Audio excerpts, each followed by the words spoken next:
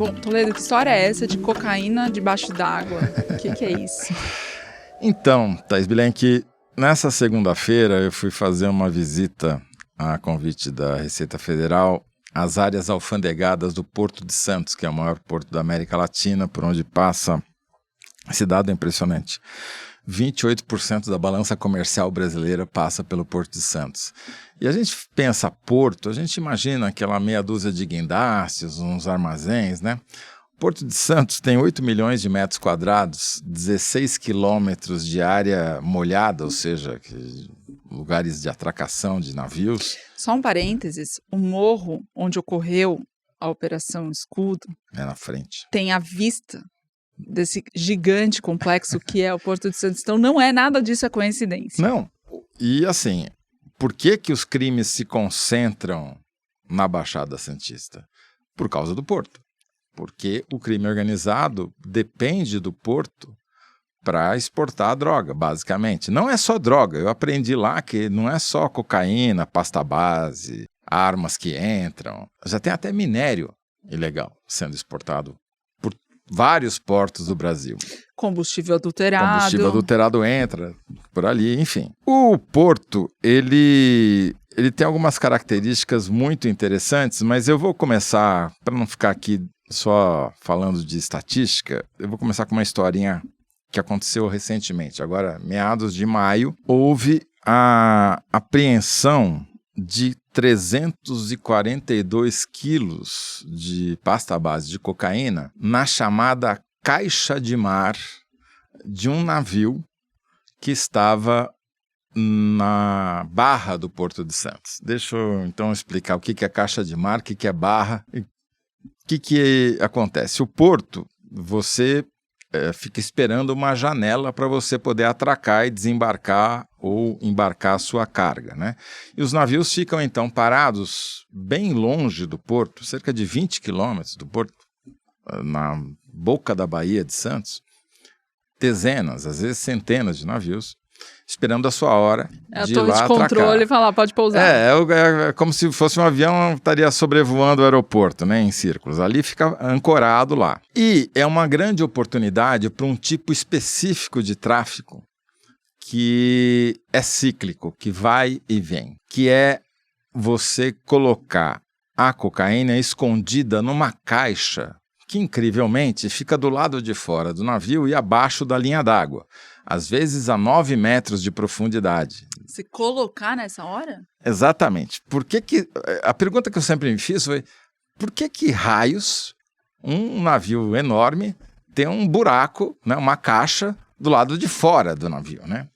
Essa caixa, chamada sea chest, né, na verdade como se fosse um baú, né? Ela é usada para tomada de água do mar para refrigerar os motores do navio. Então é uma reentrância que você tem no casco, que é fechada com uma grade, onde, quando o motor está ligado, ele aspira aquela água para refrigerar. Os traficantes falaram, bom lugar para esconder cocaína, porque ninguém vai ver, ninguém vai procurar, ninguém desce lá nessa caixa, tá certo? Mas é curioso, porque ela é fechada por uma grade, com parafusos grandes, grossos, e tem lacres. Curiosamente, os mergulhadores que são contratados pelo PCC, pelo Comando Vermelho, para fazer essa operação, eles descem, retiram o lacre, retiram os parafusos, tiram a grade e enfiam 100, 200, 300, 400 quilos, meia tonelada, dentro desse lugar, fecham, parafusam, põem o lacre de volta e o navio segue viagem. Mas aí o navio atraca.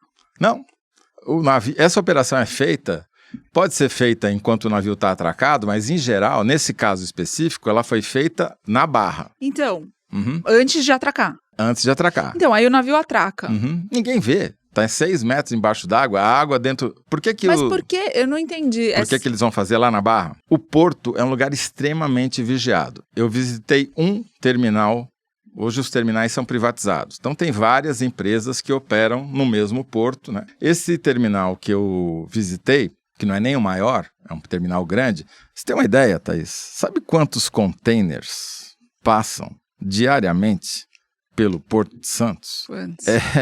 Eu fiquei assustado, eu até perguntei, eu acho que você se enganou, né? Falou um número exagerado aí. São 12 mil importados ou exportados por dia. Eu falei, como é possível fazer? Aí você vê operando, a máquina que opera um guindaste de 50 metros de altura. Aliás, o vão do guindaste tem 50 metros, o guindaste deve ter uns 75, 80 metros. E a rapidez com que ele tira e põe é uma coisa assustadora, assim.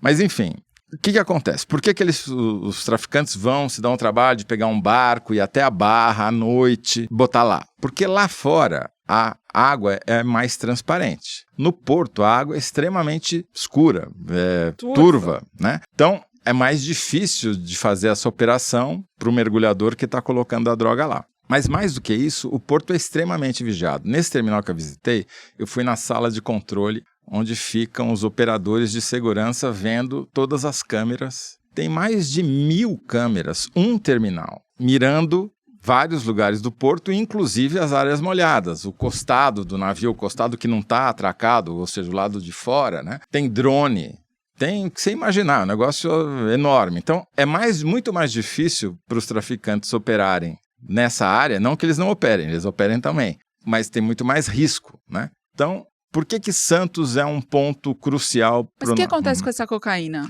Ela vai para o seu destino, e Santos ele é visado porque é o maior porto da América Latina e tem navio que para lá e segue viagem. Ele não só recebe importações e exportações, como é também um hub de parada, né?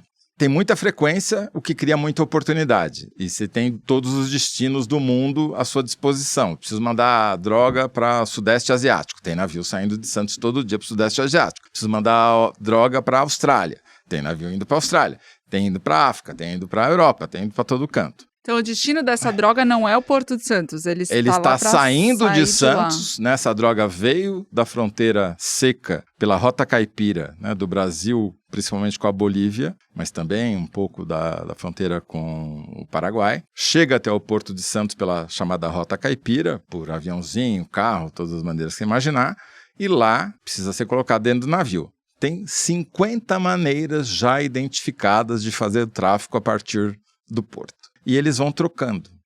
O pico do uso dessa cocaína submersa, que a gente chamou, foi em 2023. Depois teve uma queda.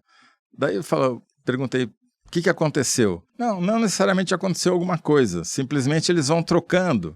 Porque quando a vigilância começa a apertar para um determinado tipo de tráfico, eles apelam para outro. Tem o içamento. Içamento você passa com um barco lá no 20 quilômetros da costa, joga a sua carga de cocaína, compra uns marinheiros dentro do navio, eles pescam e puxam para dentro. Esse é um jeito. Tem 50 jeitos, né? Mas esse específico daí eu queria mencionar porque é um caso extraordinário porque envolveu 3 instituições públicas. E a gente sabe que a coordenação na segurança pública não é um primor, né? Ao contrário, tem muita rivalidade entre os órgãos. O que aconteceu foi, a Receita Federal recebeu uma denúncia, que eles obviamente não é uma denúncia anônima, ou pelo menos anonimizada pela Receita, mas pode ser um pescador, pode ser um capitão de navio, enfim. Alguém que viu um movimento estranho junto a um determinado navio que estava na Barra e isso gerou uma ação da Receita, que já tinha um serviço de inteligência, uma análise de risco dizendo que aquele navio, sim, poderia ser alvo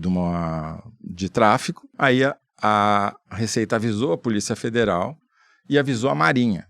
E foram 3 lanchas, uma da Receita, uma da Polícia Federal e uma da Marinha, e desceram 2 mergulhadores, um da Polícia Federal e um da Marinha, foram até a caixa de mar, tiraram o lacre, tiraram os parafusos, tiraram a grade e encontraram quase 400 quilos de droga lá dentro. Aí você vai dizer, é uma operação modelo? É uma operação que deveria ser rotina. Todas as operações deviam ser coordenadas, como foi o Carbono Oculto, como foi tantas outras, né? Mas há uma rivalidade, está cheio de reportagem, a gente até já comentou aqui sobre a rivalidade que existe entre a Polícia Federal e praticamente todos os órgãos, e com a Receita é especialmente grande. É uma rivalidade que passa por ego, por quem bota lá o seu ícone, né? A sua flama mostrando quem fez a apreensão, quem aparece como dono da notícia, mas também é uma disputa por dinheiro. Por exemplo, quando você tem uma recuperação de ativos do crime, esse dinheiro vai para o Fundo Nacional de Segurança Pública e a Polícia Federal é que tem a maior fatia. A Receita não tem nem um tostão do Fundo Nacional porque não é reconhecida como uma força de segurança. Embora hoje ela tenha a melhor e maior inteligência contra o crime no Brasil. Porque imagina uma instituição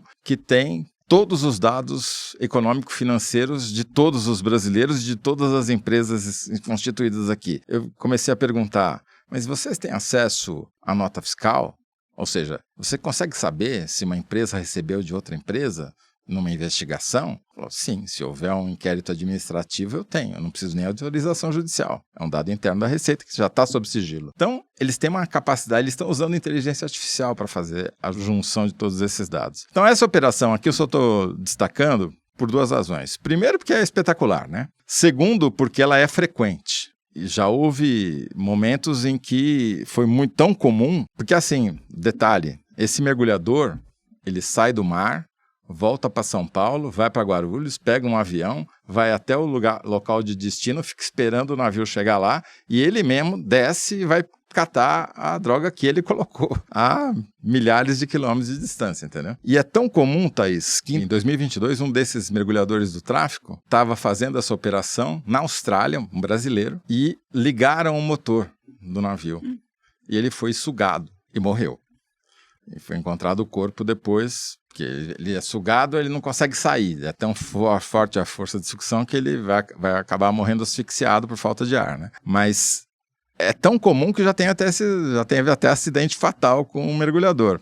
E você vai dizer, bom, mas tem como evitar? Cara, não tem como você evitar todos os 50 tipos de crimes de tráfico simultaneamente. O que tem como fazer é você buscar fazer uma investigação que não pare na apreensão da droga, né? Que vá buscar quem colocou a droga, não a mulazinha que levou lá, não o mergulhador, mas o dono da droga, e vai tomar esse dinheiro, vai tomar os bens dessa pessoa, tomar os bens das empresas, fechar as empresas dessa pessoa ou dessa organização, porque daí você vai sufocá-la financeiramente, né? Então, é um pequeno exemplo de um caso bem sucedido, mas eu fico imaginando, se tinha 400 quilos numa caixa de mar, imagina quantas caixas de mar em outros portos brasileiros também não estão cheias de cocaína diariamente, né? É, passando... Como é que é aquela expressão, ver o navio passar? Como que é? Me fugiu, mas é bem oportuna, bem apropriada. Haver navios. Haver navios. É, exatamente. É. Mas é isso, Thaís Bilenque. É, isso é impressionante. Toledo, boa investigação. Vamos falar de coisas mais leves. Vamos falar de inteligência superficial. Isso, nada de inteligência artificial.